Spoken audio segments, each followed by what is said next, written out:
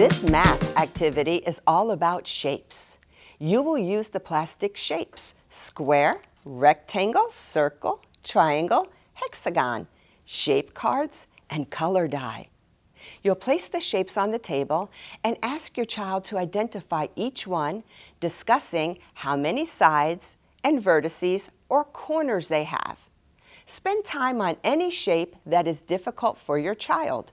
The circle may be a challenge because it doesn't have sides or corners. Let's give it a try.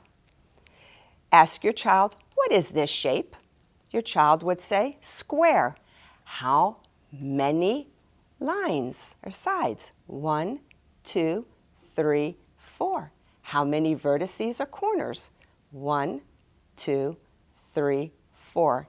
You will do that going through each of the shapes. Matching shapes using the picture cards. Have your child match the correct plastic shape to the card. Then you would flip the card over to check your work. Trace the shape with your finger or an erasable marker. Let's give that a try. So we have a square shape. Your child should choose the square plastic shape. Place it over, it matches there. Flip it over, it matches again, and then practice tracing the shape. And then for a fun game, we have the shape game. Roll the die.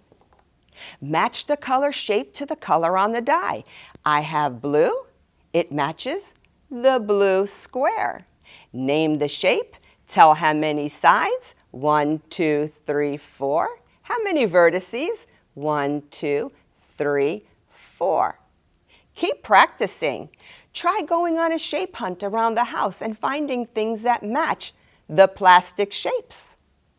Complete the shapes worksheets from the numbers box, and to rewatch the video and find more resources, go to palmbeachschools.org/kindergarten.